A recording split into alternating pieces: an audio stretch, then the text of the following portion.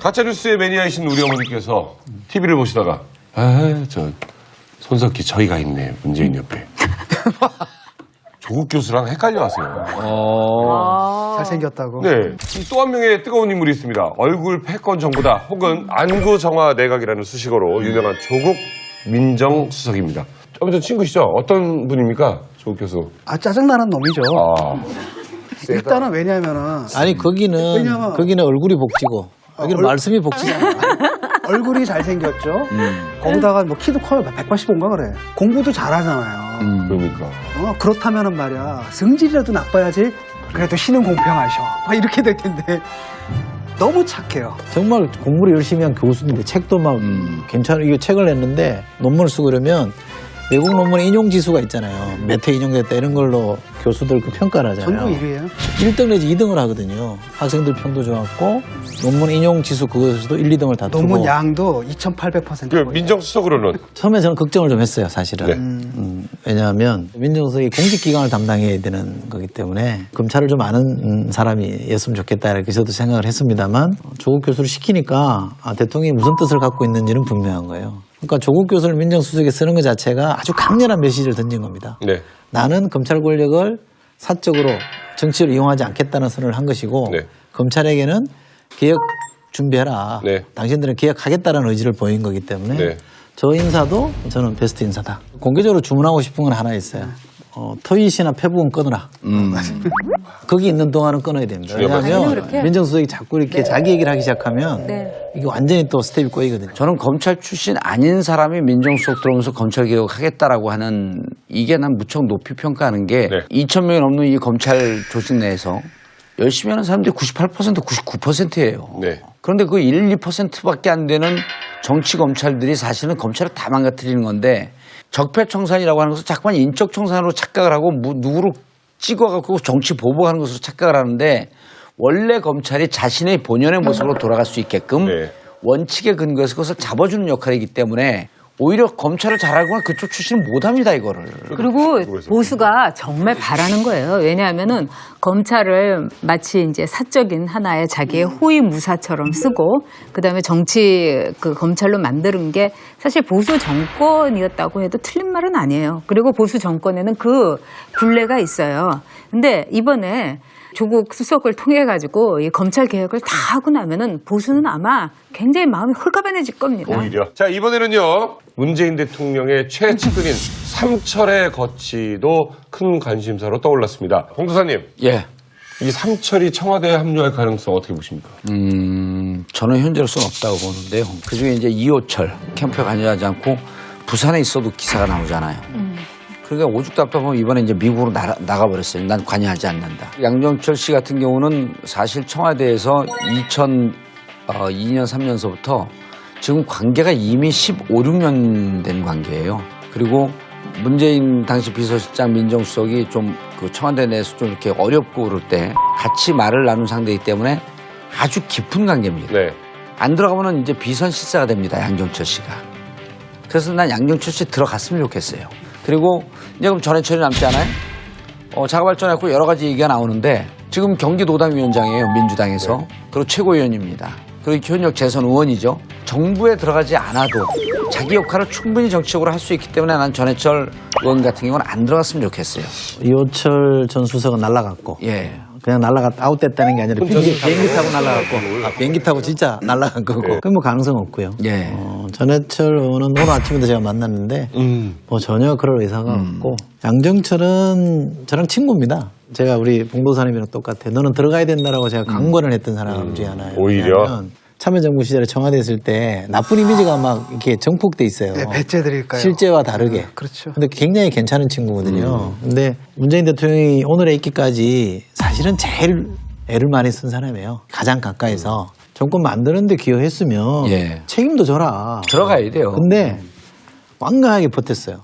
심지어 이민 갈란다는 얘기까지 해요. 왜냐하면 그 친구의 정치 감각으로 보면 여기 국내에 있으면 비선실세가 돼요. 그것 또한 죽는 길이라는 건 아는 거예요. 오죽하면 이제 나갈 생각까지 하는 건데 저는 그냥 하는 소리가 아니라고 봐요. 그래서 너는 들어가라. 들어가서 공식화, 수면 위로 올라가서 역할로 평가받는 게 맞다.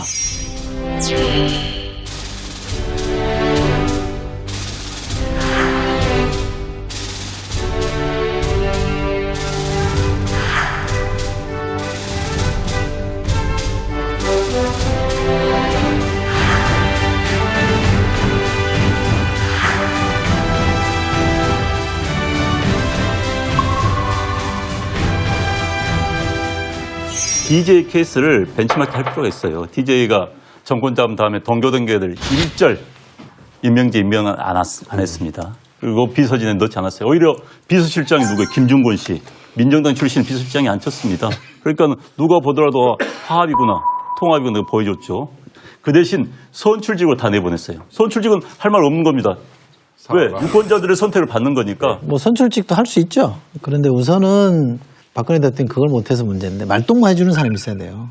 편하게 이런저런 얘기를 주고받을 수 있는 사람이 있는 게 굉장히 중요합니다. 이게 그 심리적 안정감을 주는 거거든요. 숨겨놓으면 더 말들이 나오잖아요. 대통령도 고민을 하실 것 같고 이 정부에 참여하는 많은 사람들이 아마 정리를 잘 해줄 거라고 저는 생각하는데 네. 과거의 잘못된 이미지 때문에 현재 그 사람을 재단하지 않고 좀 마음을 열어줬으면 좋겠다고 저는 생각해요. 자, 아직 남은 장관 인사에 대한 기대가 큽니다. 누리꾼들 사이에서는 진 교수님의 사랑 심상정 대표와 유승민 의원까지 거론이 되고 있습니다.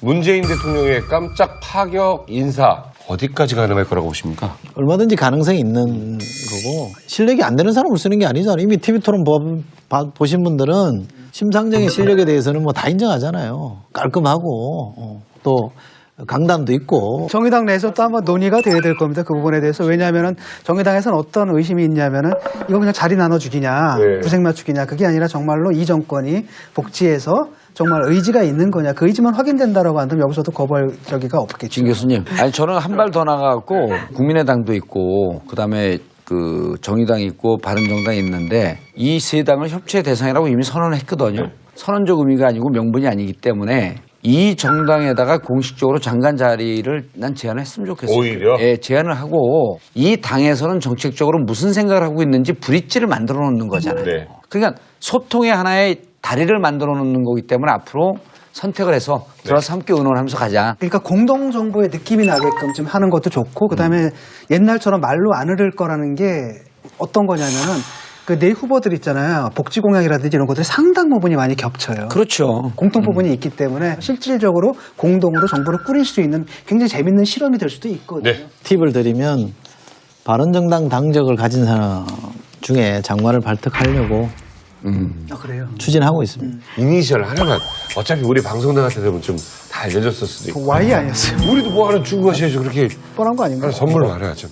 이니셜 하나만 어차피 우리 방송 나갈 때 되면 좀 다 알려줬을 수도 있고. 그 Y 아니었어요? 우리도 뭐 하나 주고 가셔야죠. 그렇게 뻔한 거 아닌가요? 선물로 하나 좀. H. H? H? 땡. 땡. 아니 뭐 그 사람도 될 수 있지. L입니다. L. L? 아, L? 믿거나 말거나. 우리 전화 통화했었어요. 저랑 친한 분 같은데? 아, 말씀 명확하시더라고요. 네, 친하죠. 오, 저랑. 똑 부러지시고. 아닙니다. 미치겠네. 오늘 특별히 문재인 후보 선대위 전략본부 부본부장으로 활약하신 이철희 의원과 함께 대선 뒷이야기 나눠봤습니다. 앞으로 국민들이 이 정권을 이렇게 바라봐줬으면 좋겠다 하시는 거 있으시면 한 말씀 부탁드립니다. 새로운 모습에 대해서는 호의를 갖고 좀 봤으면 좋겠다고 생각합니다. 우리가 이렇게 왜 대통령이 좀 탈권위적인 모습을 보이니까 사람들이 어색해 보이는데 그게 정상이잖아요. 그렇죠. 9년 동안 익숙했던 것들이 비정상인데 익숙한 것들과 결별을 하고 새롭게 보여지는 모습에 대해서는 저는 호의를 좀 가졌으면 좋겠고요. 정말 간절하게 최소한 2년만은 좀 시간을 주라. 그 다음부터는 좀 인색한 평가를 해도 되는데 시작도 하기 전에 막 싹을 자르듯이 이렇게 하면 될 일도 안 된다라고 생각해서 조금 여유를 갖고 좀 봐주십사는 말씀을 드리고 싶어요. 오늘 바쁘신 가운데 나와주셔서 감사합니다. 고맙습니다. 고맙습니다. 아까 오해야 되는 거 아니에요? 수고했습니다. 자, 문재인 대통령은 속속 참모진을 구성해 나가는 한편 청와대 내부자로서의 업무도 본격 스타트를 했습니다. 일자리 대통령 약속을 내건 만큼 업무 지시 1호가 일자리위원회 설치였어요. 공약 10개로 요약을 했는데 그중에 제 1순위가 바로 일자리 창출이지 않습니까? 아시다시피 부분 81만 개 일자리 창출하겠다라고 했고 예산이 필요하잖아요. 그러니까 10조의 지금 추가 경정 예산을 지금 신청을 해야 되는데 이게 추경이라는 게 마음대로 되는 게 아니잖아요. 간단하지 긴급한 사태라든지 어떤 사유가 있어야 되는데 이게 과연 이제 긴급한 사태에 해당하느냐. 그래서 과연 추경이 합법적으로 가능한가 안 가능한가 그 여부도 있고요. 설사 또 가능한다 하더라도 야당들이 여기에 이제 동의를 해주느냐 이런 문제가 좀 남아 있죠. 일자리를 늘린다고 해서 일자리가 느는 게 아니에요. 이웃나라 일본 보세요. 경기가 살아나니까 지금 일자리가 넘치고 대학 졸업한 아이들이 골라서 가요. 그래서 지금 법인세도 22%에서 25%로 올리겠다 하는데 이것도 좀 재고를 할 필요가 있는 것이 지금 전 세계가 법인세를 내리고 있어요. 마크롱도 이번에 법인세 내리겠다고 하는 거 아니에요? 근데 우리나라만 법인세를 올리면은 결국 일자리는 기업이 만들어줘야 되는 거예요. 그래서 시장에다가 활력을 넣고 경기를 확 활성화시키는 게 진짜 일자리 대책이라는 걸 문재인 대통령이 다시 한번 생각해줬으면 좋겠어요. 그 대통령 직속 이제 국가일자리위원회 1호 업무 지시로 했잖아요. 네. 취임사에서 또 뭘 얘기했었냐면 재벌 개혁을 얘기를 해요. 이것과 재벌 개혁을 동시에 얘기한 건 일자리를 만들고자 하는 정부의 강력한 의지를 보여주는 측면에서 저는 의미가 있다고 보는 겁니다. 네.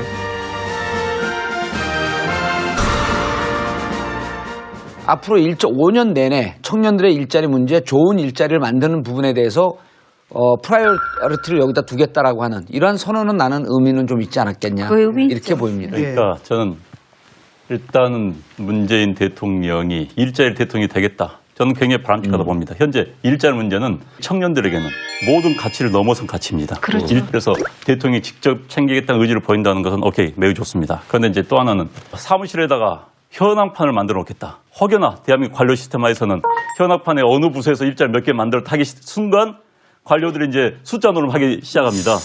그것을 좀 넘어서야 됩니다. 그래서 이번 기회에 저는 한번 일자리 문제에 관한 한 본인이 이야기한 것처럼 큰 틀에서 대한민국 사회를 맞아요. 바꿨으면 좋겠어요. 저는 그래서 독일의 하르츠계획, 2003년도에 하르츠계획이 있었습니다. 이때 독일이 노동, 사회, 복지, 연금 문제를 동시에 계획을 한 겁니다. 그러면서 노사정 대타협을 해요. 그런데 대타협이 슈레더가 뭐냐? 좌파 쪽 총리였습니다. 슈레더 총리는 그 계획을 하고 나서 거의 사실 노조를 설득하는 거였거든요. 인기가 없을 수밖에 없어요. 왜? 고통을 감내해야 되는 거기 때문에. 그렇죠. 그래서 2년 후에 선거에서 졌습니다. 그런데 메르켈이 그걸 이어받아가지고 그 정책을 그대로 썼어요. 그래가지고 지금 2008년 이후에 유럽 전체에서 실업률이 줄어든 나라는 독일 하나뿐이에요. 그 전에 슈레더 총리가 그렇게 하게 된 이유는 뭐냐? 독일 통일 이후에 최고의 실업률이 허덕였습니다. 유럽에 병절할 정도로 후유증을 굉장히 심하게 겪었어요. 그래서 문재인 대통령이 이번에 한번 대한민국 사회를 큰 틀에서 그래서 일자리는 사회적 대타협을 전제로 해서 가야 돼요. 그러니까 이거는. 그걸 해야 되는 거예요. 양질의 일자리 있잖아요. 그 일자리의 숫자가 아니라 저는 양질의 일자리. 그 문재인 후보가 현황판을 만들어 갖고 그걸 확인한다는 걸 보고도 저도 그때 좀 철렁했어요. 근데 그런 전체적으로 숫자로 보여주는 게 일자리가 아니에요. 지금 원하는 거는 정말로 누구나 들어가고 싶은 직장, 누구나 평생 갖고 싶은 그 일자리거든요. 네. 그런 점에 있어서 일자리에 있어서의 질, 여기에 치중해야 될 거예요. 맞아요. 예. 공공 부분의 일자리를 늘리는 게 기업과 선순환 구조가 계속 돼줘야 돼요. 그러니까 공공이 앞장서면서 실질적으로 시장이 이 공공 일자리, 좋은 일자리를 만드는 부분에 조응하기 위해서는 비정규직 줄여줘야 됩니다. 같이 묶지 않으면 공공에서 양질의 일자리. 아무리 날고 뛴다 가능한 그 뭐가 되겠습니까? 봐라. 비정규직을 아니 하려면 일자리가 생기려면 생산을 해야 되는데 문제는 생산을 많이 하면 뭐예요? 지금 그걸 사줄 사람이 없잖아요. 정규직, 그다음 비정규직의 차별 없애고, 그다음에 최저임금 상승하고 네. 이런 것들이 그저 비용만 되는 게 아니라 결과적으로는 기업의 내수로 좀 돌아오는 측면들이 있거든요. 결국은 일자리는 기업이 만드는 겁니다. 네. 기업이 일자리 만들 수 있도록 북돋우 친구 필요하고 또 비정규직 문제 해결하려면 또 노동시장위원회도 맞물린 부분이에요. 그래서 아무튼 이번 기회에 노사정 대타협 다시 한번 있어야 되는 겁니다. 자, 그런가 하면 대북 안보관 관련해서 정말 수없이 많은 공격을 받았던 문재인 대통령 입장에서는 당선 후 첫 일정으로 자택에서 합참의장과 통화하는 모습을 보였습니다. 이게 꼭 필요한 근데 이거는 어느 나라나 이렇게 하는 거 아니에요? 국가 통수권. 왜냐하면은 예컨대 프랑스의 마크롱도 제일 먼저 뭐 받으려면 핵가방 받아요. 통수권을 군 통수권을 이전을 받는 거죠. 먼저 받는 거거든요. 그렇기 때문에 첫 일정은 당연한 겁니다. 합참의장으로부터 안보 상황에 대해서 보고를 듣는 게 그냥 당연한 거라고 봐요. 갑자기 트럼프 대통령도 빨리 미국 오라고 그러고 시진핑도 오라고. 중국으로 오라고 예. 그러고 이거 이럴 때 좀 어디로 가야 좀 재야 되는 겁니까? 좀 곤란한 그렇게 겁니까? 한반도 남쪽의 이 지도자는요, 지정학적으로, 군사학적으로, 외교적으로 무척 중요한 위치고 그 큰 고래 사이에서 돌고래 외교를 하게 되면 정말 좋은 위치에 있는 거예요. 그러니까 여기 6개월 동안 공백 아니었습니까? 트럼프도 얼른 자기들과 한미 동맹을 좀 더 강화하는 쪽으로 끌고 싶어 하고, 시진핑 한중 관계 좋은 쪽으로 끌고 싶어 하고, 이럴 때 이것을 정말 국민의 입장, 국익의 입장에서 잘 활용을 한다면 엄청난 외교적 자산을 얻게 되는 거죠. 근데 그런 걸 힘을 실어준 게 국민들이에요. 워싱턴 포스트 봤어요. 그 사설 보니까 뭐라고 나왔냐면 프랑스의 군중 정치 있죠. 그건 파퓰리즘이다. 근데 한국의 군중 정치 이건 파퓰리즘이 아니라 정말 민주주의고 성숙된 서구에서 민주주의다. 민주주의가 지금 위기에 처해 있는데 한국이 이걸 보여줬다. 그러니까 이렇게 당선된 대통령이거든요. 당연히 위상이 이제 높아질 수밖에 없고 함부로 못하는 겁니다. 그 다음에 스탠스도 참 좋았어요. 왜냐하면 사드에 대해서 일단 반대를 했었잖아요. 네. 그러니까 중국 찾아가기가 참 좋습니다. 그 다음에 이제 트럼프에 대해서도 이제 예컨대 협상 카드가 되는 거죠. 너랑 나랑 입장 다르다. 우리 한번 협상을 한번 해보자. 이런 태도가 되니까 지금 아주 좋은 거죠. 저는 그래서 네. 진 교수에게 굉장히 동의해요. 왜 그러냐면은 우리가 이제 누구를 그 신호로 쓰느냐가 참 중요하거든요. 근데 이제 미국이 오랫동안 이제 반공주의의 이제 흐름 속에서 그 당시에 이제 중공 레드 차이나하고 국교를 수립할 때 당시 대통령이 닉슨이었어요. 그때 이제 미국의 언론들이 어떤 얘기냐면 공화당의 닉슨이기 때문에 안심해도 된다. 즉 민주당이 아니라 완전 보수 정당인 이런 얘기를 했거든요. 제가 보기에는 이제 우리 국민들도 좀 전략적으로 이번에 문재인 대통령을 이용하면 될 것 같아요. 네. 즉 중국이라든가 또는 북한에는 문재인 대통령에 대해서는 상당히 호의를 가지고 그 신호를 다르게 받아들일 수 있는 거예요. 그런데 이제 어찌됐든 문재인 대통령 임기 중에 뭐 통일까지는 모르더라도 북한 핵 문제는 변곡점을 발전한 굉장히 중요한 시기입니다. 그렇죠. 그런데 굉장히 문재인 대통령은 굉장히 유리한 입장에 있어요. 트럼프라는 독특한 미국의 대통령을 맞이했다는 겁니다. 왜냐하면 지금 역대 과거에는 북한 핵 문제가 미국의 우선순위가 아니었어요. 지금 트럼프는 스스로 밝혀있듯이 본인 임기 뒤 해결하겠다는 겁니다. 그다음에 트럼프의 최대 장점이 뭐냐? 중국을 협박할 수 있는 결기가 있어요. 역대 오바마는 협박 못했습니다. 미중 관계를 깨면서까지 북한 문제 해결하려고 할 의지가 없었어요. 그렇지만 트럼프는 미중 관계 깨도 좋다. 니들이 안 하면 내가 나서 하겠다고 하니까 중국이 흔들린 겁니다. 사실 그동안 북한 문제에 있어서 가장 큰 걸림돌이었던 건 사실 중국의 자세였거든요. 중국이 우리가 아무리 이야기해도 앞에서 알겠습니다. 뒤에서 안 하는 거예요. 네. 그러니까 여기까지 온 겁니다.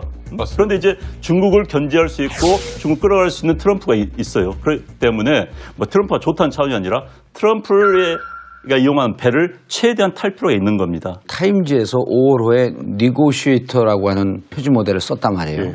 협상가. 협상. 이거를 타임이 한 기자의 개인적 관점일까요? 난 그렇게 안 봐요.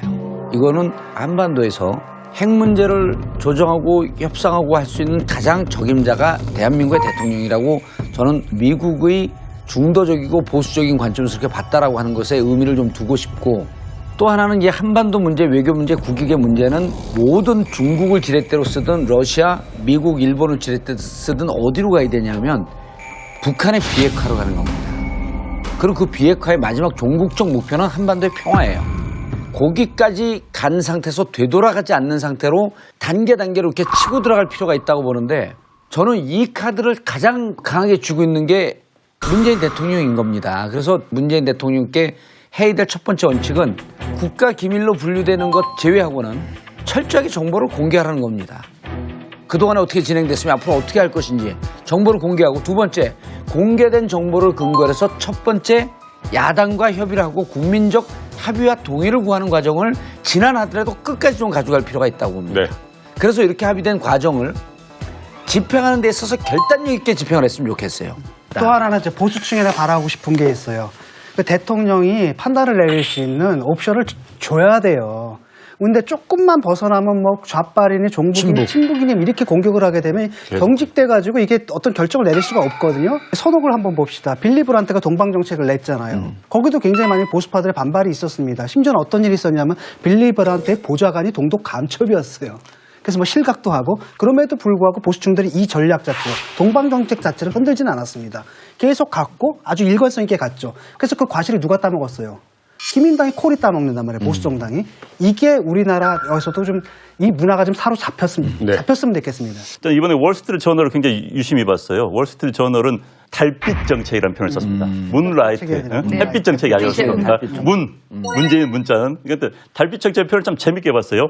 햇빛 정책에 대해서 사실 보수계층도 거부가 있습니다. 그럼 달빛 정책은 더 은은한 거예요. 그래서 문라이트, 이 달빛 정책은 좀 더 현실적이 되지 않을까 이런 이야기를 했습니다. 그래서 햇빛 정책을 좀 넘어서서 좀 보수까지 아우러서 현실적인 정책을 쓴다면은 뭐 통합도 가능한 것이죠. 아니 그러니까 그 해외 네티즌이 그런 얘기를 했잖아요. 이름이 문이니까 너네 대통령 이름이 문이냐. 문은 태양이 뜰 때 태양빛을 반사하는 것밖에 안 되지 않냐. 그러니까 우리나라 또 다른 영어를 하는 문과 만세. 댓글 못 이기지 우리는. 국민이 못 해라 이긴다면 그랬다. 뭐라 그러냐면 국민이 해겠죠. 그 달빛은 세상이 어두울 때 유일한 희망이다. 이렇게 했어요. 네? 그러니까 이게 저는 은은하다라고 하는데 지금 세계에서 가장 지금 관심이 집중되어 있는 지역 아니에요? 저는 오히려 이럴 때가 정말 좋은 기회라고 봐요. 자, 문재인 대통령은 또 천만 촛불의 염원인 적폐청산도 약속을 했고 수없이 이야기를 들었습니다. 제가 대통령이 되면 적폐청산 특별위원회 만들겠습니다. 국민들이 이제 검찰 개혁 이런 쪽에 관심을 가지고 많이 그것도 뭐 중요하지만 세월호 이 국정농단 사건에 대한 특검 수사 근데 이게 대통령이 되고 보니까 협치 이야기를 또 안 할 수가 없고요. 예. 자, 이 딜레마에 혹시 놓이는 건 아닌가? 저는 협치와 적폐 청산이 어떻게 보면 오히려 그 쌍둥이가 아닌가 이런 생각도 들어요. 그렇죠. 왜 그러냐면은 보수라고 해갖고 적폐 청산을 원치 않는 거 아니에요. 온 국민이 다 원하고 있어요. 근데 이 적폐 청산에 대해서 어머뜨거라 하는 사람들은 이것이 일종의 사사로운 복수혈전이 아닌가. 그렇죠. 정치적 우리 보복. 예. 정치사에서 또 많이 봤잖아요. 네, 많이 그런 걸 봐서 그런 거죠. 그렇지만은 보수들도 이 사회의 그 폐단에 대해서 너무나 이제 진려하고 있고 알죠. 또 진보주의자들도 마찬가지예요. 그래서 불공정한 여러 가지 관행, 뭐 정말 사법부 그 재판하는 데에서 정관 이유라든가 이런 게 어떻게 이게 있을 수가 없는 거 아니겠어요? 네. 그래서 그런 거에 대해서는 적폐청산을 오히려 문재인 대통령이 확실하게 한다면 저는 그걸 통해서 오히려 진보와 보수의 협치가 이루어질 수 저항이 있다. 있더라도. 아니, 저는 그 문재인 정부의 성격을 한마디로 규정을 하라고 한다면 적폐청산 선거로 탄생한 정권이에요. 뭐냐면 국정농단으로 인해서 탄핵을 하면서 국민들이 원했던 건 뭐냐면 국정농단 세력 같은 세력이 발붙일 수 없게끔 해주십시오 하는 거였었거든요. 적폐청산이라고 하는 것은 이미 국민들이 탄핵을 하면서 합의가 된 국민적 합의 사항입니다. 네. 지금 적폐청산이라고 하면서 얘기하는 게 두 개가 뭐냐면 정경유착과 검찰개혁을 얘기했어요. 네. 박근혜 정부가 정경유착 때문에 무너진 거 아니에요? K재단, 미르스포츠재단이? 이 부분에 대해서는 이미 국민적 합의가 도출된 거기 때문에 이건 진보 보수가 대한민국을 바로 법 질서가 지켜지는 사회로 만들겠다는데 이건 반대할 사람은 없는 거죠. 그렇죠. 네. 지금 보면은 사실 가장 핵심적인 게 일단은 검찰이잖아요. 그리고 또 하나 남은 게 국정원. 그 다음에 이제 뭐 정경유착 그 부분들이란 말이죠. 재벌개혁 문제. 언론. 일단은 언론도 있고. 근데 다섯 후보 모두가 검찰 다 동의했죠. 개혁에는 다 동의를 했어요. 그 다음에 공수처 신설하는 데는 이제 홍준표 후보만 빼고 나머지 네 후보가 다 동의를 했다고 예. 하죠. 원하기만 하면 된다라는 겁니다. 사실은 적폐청산이라는 것은 어떤 인적 청산 이런 차원의 문제가 아니라 누구를 잡아서 처벌하는 문제가 아니라 시스템을 바로잡는 것이다. 그렇죠. 이걸 갖다 분명하게 보여주는 게 필요하고요. 모든 국민들이 지금 거기다 동의하고 있고 지금 지지하고 있고 오히려 이걸 못 해내면 아마 이 정권의 지지율이 떨어질 겁니다. 그런데 이제 일단 적폐청산이 국민의 합의가 됐다는 데만해서는 논란의 여지가 있을 겁니다. 현재 41.1%의 득표를 당선 대통령의 주장일 뿐이에요. 이 문제에 대해서는 우리 그걸 동의하고 가야 되는 겁니다. 그러나 전 적폐청산을 해야 된다고 보는 겁니다. 저는 개인적으로는. 이 적폐청산이 국가의 기강을 바로 잡는 차원에서 이루어져야 되는 겁니다. 이게 정치적 보복을 해서는 안 되는 거고 설사 정치적 보복의 이미지를 줘서도 안 되는 겁니다. 이건 통합에 지극히 줘야 되는 행동이에요. 그런데 이제 혹여나 제가 우려하는 것은 시스템을 바로잡는 이름 하에 정치적 보복이 있을 수도 있다는 우려가 듭니다. 그 문제에 대해서는 대통령이 미리 밝혀야 될 거예요. 그다음에 조급하면 안 돼요. 이 적폐청산이라는 것도 큰 틀에서 멀리 보고 해야 되는 거지 단기적인 정말 업적에 치우치다 보면 대한민국 찌어놓습니다. 난 시스템에서 아주 정교하게 접근을 해야 된다. 그렇지 않고서는 오해의 서지가 있을 수 있다. 사회적으로 합의가 가장 쉽게 되는 부분서부터 접근을 해야 돼요. 이 정부가 신뢰를 획득을 해야 됩니다.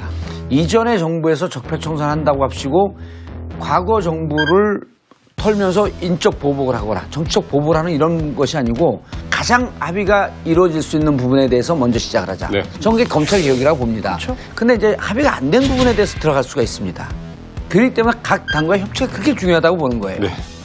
인적청산이 아니라고는 하지만 만약에 국정원 같은 것은 구조를 개혁한다고 했을 때 인력이 좀 축소되거나 이럴 가능성들이 있는 거잖아요. 아니 근데 국정원도 걱정할 필요는 없어요. 왜요? 지금 다들 어제 서원 그 내정자가 그분은 이제 국정 오래 근무했던 사람 아닙니까? 네. 정치 개입을 제가 막아주기를 바라는 국정원 직원들이라는 거예요. 정권 바뀔 때마다 눈치 보고 잘리고 하는 거 싫은 겁니다. 그러니까 이건 거죠? 통치권자 대통령의 의지입니다. 대통령이 국내정 이용하지 않겠다 하면 국정원 할 수가 없는 거예요. 그건. 그런데 역대 대통령들이 선거 공약 때는 자, 국정원 정치 개입 않도록 하겠다. 하지만은 실제 대통령이 되는 순간 굉장히 달콤한 과자입니다. 그래도 고급 정보가 들어오는 거니까.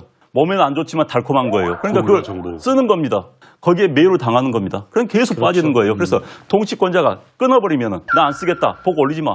하면 정치 개입 할 이유가 없는 거예요. 노무현 대통령 때 사실 국정원자 독대를 좀 없앴잖아요.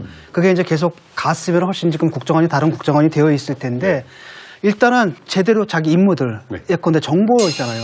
북한에서 미사일 쏘는데 잘 모르고 핵실험하는데 모르고 이러고 그다음에 심지어는 뭡니까 인도네시아 그 왔을 때 그 저 숙소 뒤지다가 걸려가지고 호텔 직원한테 잡혀요. 도청하다 걸리고. 이게 말이 되는 겁니까? 그 다음에 또 한다는 게 뭐냐면 진중권 트위터 올릴 때 댓글 쓰는 부대 양성하고 이런 게 뭐냐라는 거예요. 솔직히 말하면 국정원 직원들도 자기가 정말 국가 정권이 돼가지고 이런 일을 한다는 거에 자랑스러운 대해서 직업인데. 느닷없이 깔때기를 날리고 깜짝 놀래요. 네. 남이 날리니까 뭐 지금 여기 계신 분들 외부자들 얘기 들으니까 아 이게 오히려 필요한 일이구나. 아니, 그리고 저는요, 네. 적폐청산해갖고 대통령이 끊으라고 이제 안 의원이 얘기하는데 끊고 다시 그 유혹에 빠지지 못하도록 이 시스템을 완전히 만들어놔야 맞아요. 돼요. 이제는 끊고 났는데 다음 대통령 바뀌면 왜냐하면 하는 게 아니라. 그렇죠. 인간을 믿으면 안 돼요. 우리가 시스템을 믿어야 돼요. 인간의 선의를 믿으면 안 돼요. 그게 법치죠. 예. 네. 자, 불과 2달 전에 이곳에 앉아서 야자 타임을 허락하셨던 분이 청와대 내부자로 입성했습니다. 정말 뭐 감회가 새롭습니다. 함께 갔죠. 그래서 그 과실을 누가 따먹었어요? 김인당이 콜이 따먹는단 말이에요. 보수정당이. 이게 우리나라에서도 좀 이 문화가 좀 사로잡혔으면 네. 잡혔으면 됐겠습니다. 일단 이번에 월스트리트 저널을 굉장히 유심히 봤어요. 월스트리트 저널은 달빛 정책이라는 표현을 썼습니다. 문라이트, 정책이 아니라. 네. 햇빛 정책이 아니었습니다. 문재인 문자는. 그러니까 달빛 정책 표현을 참 재밌게 봤어요. 햇빛 정책에 대해서 사실 보수 계층은 거부가 있습니다. 그럼 달빛 정책은 더 은은한 거예요. 그래서 문라이트, 이 달빛 정책은 좀 더 현실적이 되지 않을까 이런 이야기를 했습니다. 그래서 햇빛 정책을 좀 넘어서서 좀 보수까지 아우를 쓴 현실적인 정책을 쓴다면은 뭐 통합도 가능한 것이죠.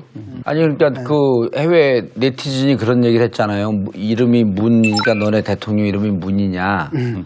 문은 태양이 뜰 때 태양빛을 반사하는 것밖에 안 되지 않냐? 그러니까 우리나라 또 다른 영어를 하는 문과 만세. 댓글 못 이기지 우리는. 국민이 못 해라 이긴다면 뭐라고 했어요? 뭐라 그러냐면 국민이 해겠죠. 그 달빛은 세상이 어두울 때 유일한 희망이다. 이렇게 했어요. 네? 그러니까 이게 저는 은은하다라고 하는데 지금 세계에서 가장 지금 관심이 집중되어 있는 지역 아니에요? 저는 오히려 이럴 때가 정말 좋은 기회라고 봐요. 자, 문재인 대통령은 또 천만 촛불의 염원인 적폐청산도 약속을 했고 수없이 이야기를 들었습니다. 제가 대통령이 되면 적폐청산 특별위원회 만들겠습니다. 국민들이 이제 검찰 개혁 이런 쪽에 관심을 가지고 많이 그것도 뭐 중요하지만 세월호 이 국정농단 사건에 대한 특검 수사 근데 이게 대통령이 되고 보니까 협치 이야기를 또 안 할 수가 없고요. 자, 이 딜레마에 혹시 놓이는 건 아닌가? 저는 협치와 적폐청산이 어떻게 보면 오히려 그 쌍둥이가 아닌가 이런 생각도 들어요. 왜 그러냐면은 보수라고 해갖고 적폐청산을 원치 않는 거 아니에요. 온 국민이 다 원하고 있어요. 근데 이 적폐청산에 대해서 어머뜨거라 하는 사람들은 이것이 일종의 사사로운 복수혈전이 아닌가. 그렇죠. 정치적 우리 보복. 네. 정치사에서. 또 많이 봤잖아요. 네, 많이 그런 걸 봐서 그런 거죠. 그렇지만은 보수들도 이 사회의 그 폐단에 대해서 너무나 이제 진려하고 있고 알죠. 또 진보주의자들도 마찬가지예요. 그래서 불공정한 여러 가지 관행, 뭐 정말 사법부 그 재판하는 데에서 정관예우라든가 이런 게 어떻게 이게 있을 수가 없는 거 아니겠어요? 네. 그래서 그런 거에 대해서는 적폐청산을 오히려 문재인 대통령이 확실하게 한다면 저는 그걸 통해서 오히려 진보와 보수의 협치가 이루어질 수 저항이 있다. 있더라도. 아니, 저는 이 그 문재인 정부의 성격을 한마디로 규정을 하라고 한다면 적폐청산 선거로 탄생한 정권이에요. 뭐냐면 국정농단으로 인해서 탄핵을 하면서 국민들이 원했던 건 뭐냐면 국정농단 세력 같은 세력이 발붙일 수 없게끔 해주십시오 하는 거였었거든요. 적폐청산이라고 하는 것은 이미 국민들이 탄핵을 하면서 합의가 된 국민적 합의 사항입니다. 네. 지금 적폐청산이라고 하면서 얘기하는 게 두 개가 뭐냐면 정경유착과 검찰개혁을 얘기했어요. 네. 박근혜 정부가 정경유착 때문에 무너진 거 아니에요? K재단, 미르스포츠재단이? 이 부분에 대해서는 이미 국민적 합의가 도출이 된 거기 때문에 이건 진보 보수가 대한민국을 바로 법질서가 지켜지는 사회로 만들겠다는데 이건 반대할 사람은 없는 거죠. 네. 지금 보면은 사실 가장 핵심적인 게 일단은 검찰이잖아요. 그리고 또 하나 남은 게 아마 국정원, 그 다음에 이제 뭐 정경유착 그 부분들이란 말이에요. 재벌개혁 문제. 언론. 일단은 언론도 있고. 근데 다섯 후보 모두가 검찰 다 동의했죠. 개혁에는 다 동의를 했어요. 그 다음에 공수처 신설하는 데는 이제 홍준표 후보만 빼고 나머지 네 후보가 다 동의를 했다고 예. 했죠. 원하기만 하면 된다라는 겁니다. 사실은 적폐청산이라는 것은 어떤 인적 청산 이런 차원의 문제가 아니라 누구를 잡아서 처벌하는 문제가 아니라 시스템을 바로잡는 것이다. 그렇죠. 이걸 갖다 분명하게 보여주는 게 필요하고요. 꼭 모든 국민들이 지금 거기다 동의하고 있고 지금 지지하고 있고 오히려 이걸 못 해내면 아마 이 정권의 지지율이 떨어질 겁니다. 그런데 이제 일단 적폐청산이 국민의 합의가 됐다는 데만해서는 논란의 여지가 있을 겁니다. 현재 41.1%의 득표를 당선 대통령의 주장일 뿐이에요. 이 문제에 대해서는 우리 그걸 동의하고 가야 되는 겁니다. 그러나 전 적폐청산을 해야 된다고 보는 겁니다. 저는 개인적으로는. 이 적폐청산이 국가의 기강을 바로 잡는 차원에서 이루어져야 되는 겁니다. 이게 정치적 보복을 해서는 안 되는 거고 설사 정치적 보복의 이미지를 줘서도 안 되는 겁니다. 이건 통합에 지극히 저해되는 행동이에요. 그런데 이제 혹여나 제가 우려하는 것은 시스템을 바로잡는 이름 하에 정치적 보복이 있을 수도 있다는 우려가 듭니다. 그 문제에 대해서는 대통령 가짜뉴스의 매니아이신 우리 어머니께서 TV를 보시다가 저 손석희 저희가 있네 문재인 옆에 조국 교수랑 헷갈려 하세요. 잘생겼다고. 네. 또 한 명의 뜨거운 인물이 있습니다. 얼굴 패권 정부다 혹은 안구 정화 내각이라는 수식어로 유명한 조국 민정수석입니다. 좀 전 친구시죠? 어떤 분입니까? 조국 교수. 아, 짜증나는 놈이죠. 아, 일단은 왜냐면은 아니 거기는 얼굴이 복지고 여기는 말씀이 복지잖아요. 얼굴이 잘생겼죠. 거기다가 뭐 키도 커요. 185인가 그래. 공부도 잘하잖아요. 그러니까. 그렇다면은 말이야. 성질이라도 나빠야지. 그래도 신은 공평하셔. 막 이렇게 될 텐데. 너무 착해요. 정말 공부를 열심히 한 교수인데 책도 막 괜찮은 이거 책을 냈는데 논문을 쓰고 그러면 외국 논문에 인용 지수가 있잖아요. 몇 회 인용됐다 이런 걸로 교수들 그 평가를 하잖아요. 전부 1위예요. 1등 내지 2등을 하거든요. 학생들 평도 좋았고 논문 인용 지수 그것에서도 1, 2등을 다투고. 논문 양도 2,800%. 그 민정수석으로는 처음에 저는 걱정을 좀 했어요, 사실은. 네. 왜냐하면 민정수석이 공직기강을 담당해야 되는 거기 때문에 검찰을 좀 아는 사람이었으면 좋겠다 이렇게 저도 생각을 했습니다만 조국 교수를 시키니까 대통령이 무슨 뜻을 갖고 있는지는 분명한 거예요. 그러니까 조국 교수를 민정수석에 쓰는 것 자체가 아주 강렬한 메시지를 던진 겁니다. 네. 나는 검찰 권력을 사적으로 정치를 이용하지 않겠다는 선언을 한 것이고 네. 검찰에게는 개혁 준비해라. 네. 당신들은 개혁하겠다는 의지를 보인 거기 때문에 네. 저 인사도 저는 베스트 인사다. 공개적으로 주문하고 싶은 건 하나 있어요. 트윗이나 페북은 끊어라. 거기 있는 동안은 끊어야 됩니다. 당연히 왜냐하면 그렇게. 민정수석이 자꾸 이렇게 자기 얘기를 하기 시작하면 이게 완전히 또 스텝이 꼬이거든요. 저는 검찰 출신 아닌 사람이 민정수석 들어오면서 검찰 개혁하겠다라고 하는 이게 난 무척 높이 평가하는 게 네. 2,000명이 넘는 이 검찰 조직 내에서 열심히 하는 사람들이 98%, 99%예요. 네. 그런데 그 1, 2%밖에 안 되는 정치 검찰들이 사실은 검찰을 다 망가뜨리는 건데 적폐청산이라고 하는 것은 자꾸만 인적 청산으로 착각을 하고 누구를 찍어갖고 정치 보복하는 것으로 착각을 하는데 원래 검찰이 자신의 본연의 모습으로 돌아갈 수 있게끔 네. 원칙에 근거해서 그것을 잡아주는 역할이기 때문에 오히려 검찰을 잘하거나 그쪽 출신은 못합니다 이거를. 그리고 보수가 정말 바라는 거예요. 왜냐하면은 검찰을 마치 이제 사적인 하나의 자기의 호위 무사처럼 쓰고 그다음에 정치 그 검찰로 만드는 게 사실 보수 정권이었다고 해도 틀린 말은 아니에요. 그리고 보수 정권에는 그 굴레가 있어요. 근데 이번에 조국 수석을 통해 가지고 이 검찰 개혁을 다 하고 나면은 보수는 아마 굉장히 마음이 홀가분해질 겁니다. 오히려. 자, 이번에는요. 문재인 대통령의 최측근인 삼철의 거취도 큰 관심사로 떠올랐습니다. 홍도사님, 예. 이 삼철이 청와대에 합류할 가능성 어떻게 보십니까? 저는 현재로서는 없다고 보는데요. 그중에 이제 이호철 캠프에 관여하지 않고 부산에 있어도 기사가 나오잖아요. 그러니까 오죽답답하면 이번에 이제 미국으로 나가버렸어요. 난 관여하지 않는다. 양정철 씨 같은 경우는 사실 청와대에서 2002년, 3년서부터 지금 관계가 이미 15, 16년 된 관계예요. 그리고 문재인 당시 비서실장 민정수석이 좀 그 청와대 내에서 좀 이렇게 어렵고 그럴 때 같이 말을 나눈 상대이기 때문에 아주 깊은 관계입니다. 네. 안 들어가면은 이제 비선실세가 됩니다. 양정철 씨가. 그래서 난 양정철 씨 들어갔으면 좋겠어요. 그리고 이제 그럼 전해철이 남지 않아요? 자가발전했고 여러 가지 얘기가 나오는데 지금 경기도당위원장이에요. 민주당에서. 그리고 최고위원입니다. 그리고 현역 재선 의원이죠. 정부에 들어가지 않아도 자기 역할을 충분히 정치적으로 할 수 있기 때문에 난 전해철 의원 같은 경우는 안 들어갔으면 좋겠어요. 이호철 전 수석은 날라갔고 예. 그냥 아웃됐다는 게 아니라 비행기 타고 날라갔고 비행기 타고 진짜 날라간 거고 그건 뭐 가능성 없고요. 예.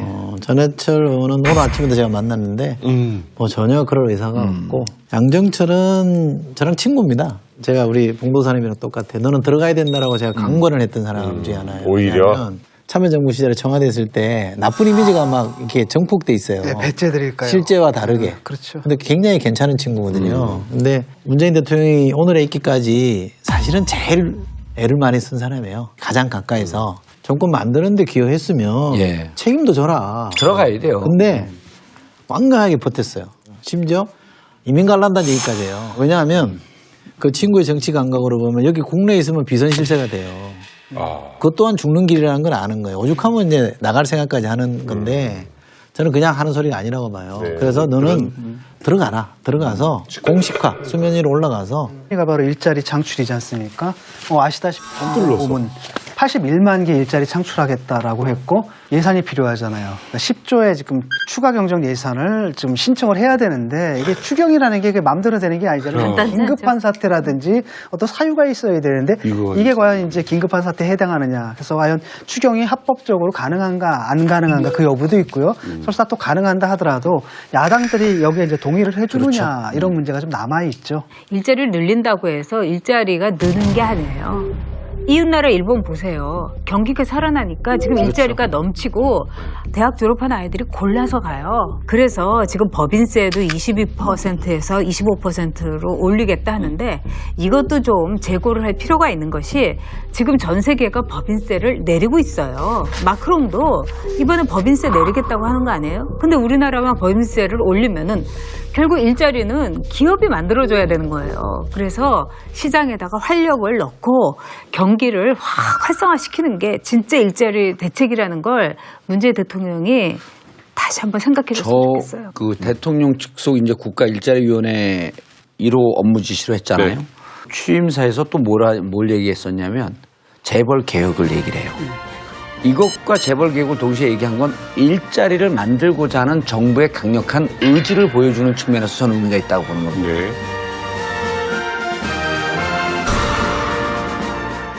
앞으로 5년 내내 청년들의 일자리 문제, 좋은 일자리를 만드는 부분에 대해서 프라이어리티를 여기다 두겠다라고 하는 이러한 선언은 나는 의미는 좀 있지 않았겠냐 그 의미 이렇게 있죠. 보입니다. 그러니까 저는 일단은 문재인 대통령이 일자리 대통령이 되겠다. 저는 굉장히 바람직하다 봅니다. 현재 일자리 문제는 청년들에게는 모든 가치를 넘어선 가치입니다. 그렇죠. 그래서 대통령이 직접 챙기겠다는 의지를 보인다는 것은 오케이, 매우 좋습니다. 그런데 이제 또 하나는 사무실에다가 현황판을 만들어 놓겠다. 혹여나 대한민국 관료 시스템화에서는 현황판에 어느 부서에서 일자리 몇 개 만들어 타기 순간 관료들이 이제 숫자 노름하기 시작합니다.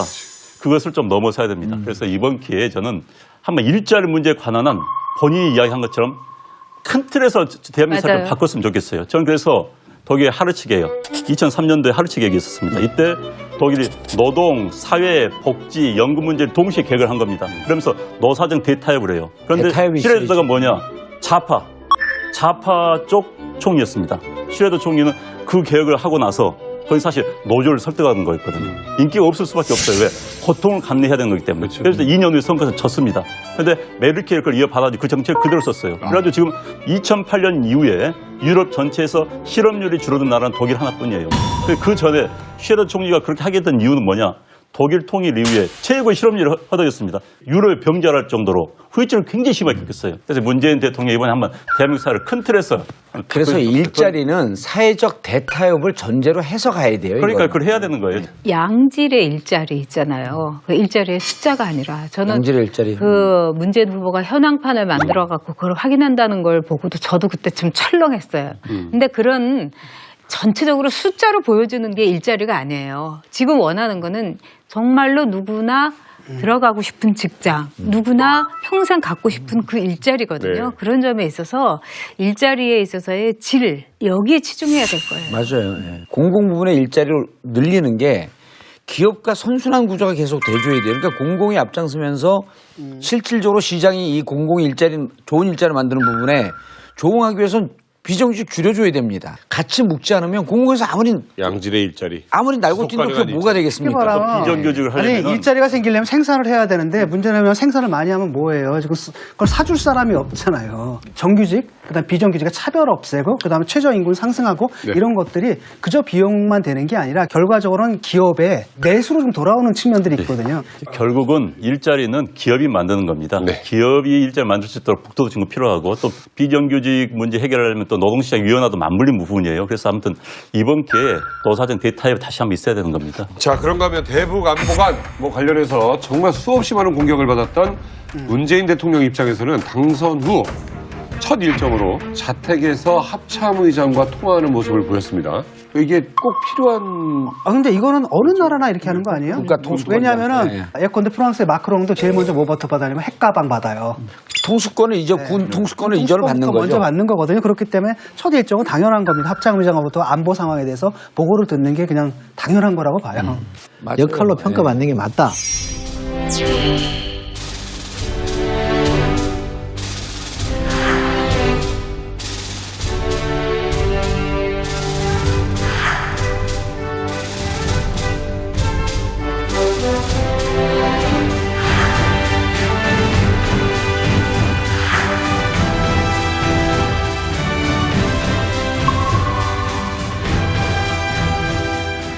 DJ 케이스를 벤치마킹 할 필요가 있어요. DJ가 정권 잡은 다음에 동교동계들 일절 임명제 임명을 안 했습니다. 그리고 비서진에 넣지 않았어요. 오히려 비서실장이 누구예요? 김중곤 씨.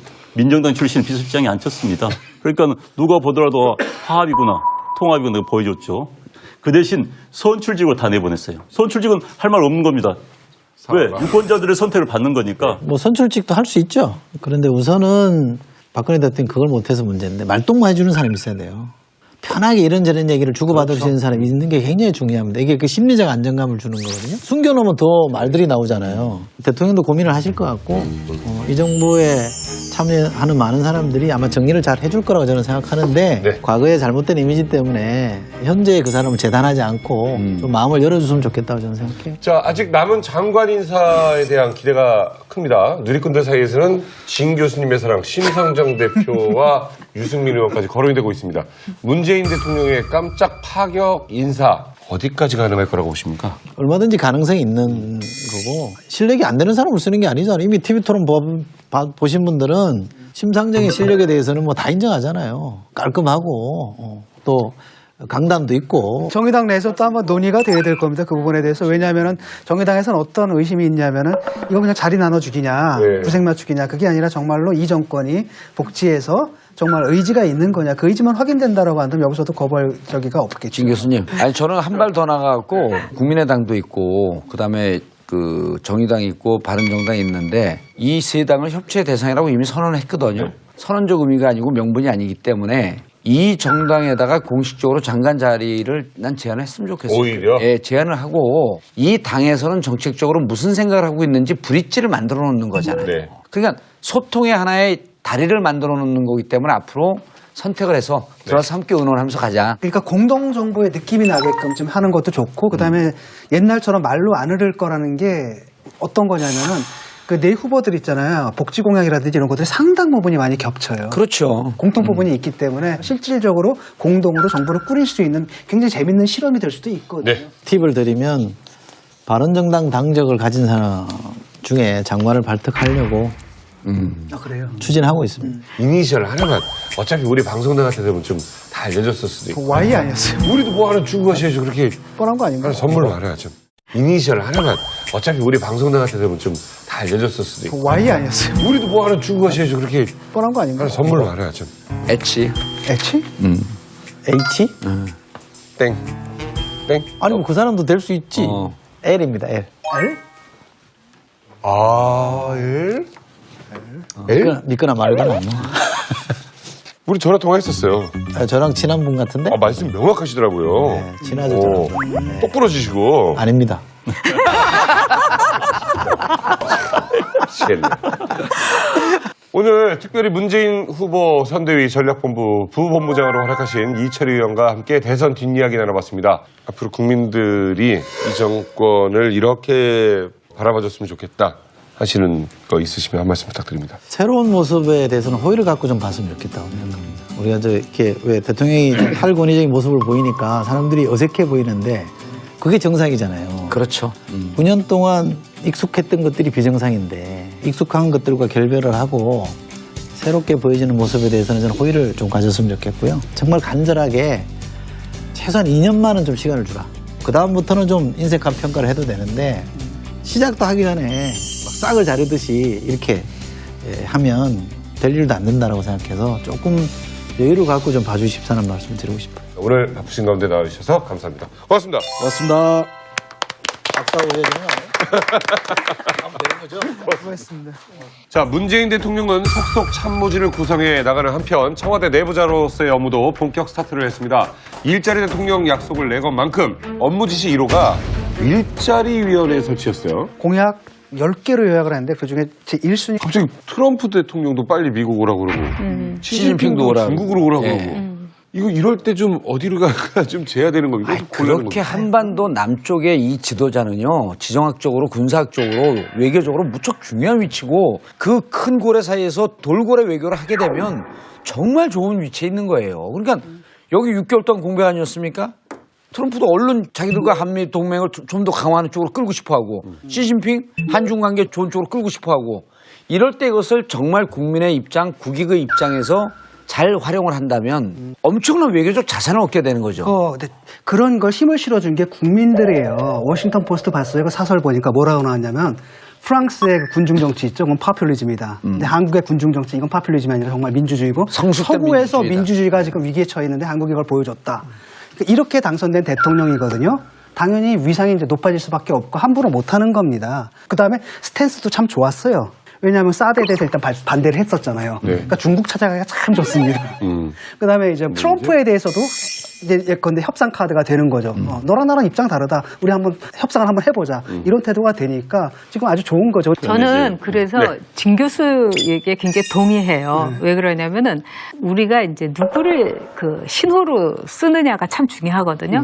근데 이제 미국이 오랫동안 이제 반공주의의 이제 흐름 속에서 그 당시에 이제 중공 레드 차이나하고 국교를 수립할 때 당시 대통령이 닉슨이었어요. 그때 이제 미국의 언론들이 어떤 얘기냐면 공화당의 닉슨이기 때문에 안심해도 된다. 즉 민주당이 아니라 완전 보수 정당인 이런 얘기를 했거든요. 제가 보기에는 이제 우리 국민들도 좀 전략적으로 이번에 문재인 대통령을 이용하면 될 것 같아요. 네. 즉 중국이라든가 또는 북한에는 문재인 대통령에 대해서는 상당히 호의를 가지고 그 신호를 다르게 받아들일 수 있는 거예요. 그런데 이제 어찌됐든 문재인 대통령 임기 중에 뭐 통일까지는 모르더라도 북한 핵 문제는 변곡점을 맞을 정도로 굉장히 중요한 시기입니다. 그렇죠. 그런데 굉장히 문재인 대통령은 굉장히 유리한 입장에 있어요. 트럼프라는 독특한 미국의 대통령을 맞이했다는 겁니다. 왜냐하면 지금 역대 과거에는 북한 핵 문제가 미국의 우선순위가 아니었어요. 지금 트럼프는 스스로 밝혀있듯이 본인 임기를 해결하겠다는 겁니다. 그다음에 트럼프의 최대 장점이 뭐냐? 중국을 협박할 수 있는 결기가 있어요. 역대 오바마는 협박 못했습니다. 미중 관계를 깨면서까지 북한 문제 해결하려고 할 의지가 없었어요. 그렇지만 트럼프는 미중 관계 깨도 좋다. 니들이 안 하면 내가 나서 하겠다고 하니까 중국이 흔들린 겁니다. 사실 그동안 북한 문제에 있어서 가장 큰 걸림돌이었던 건 사실 중국의 자세였거든요. 중국이 우리가 아무리 이야기해도 앞에서는 알겠습니다. 뒤에서 안 하는 거예요. 그러니까 여기까지 온 겁니다.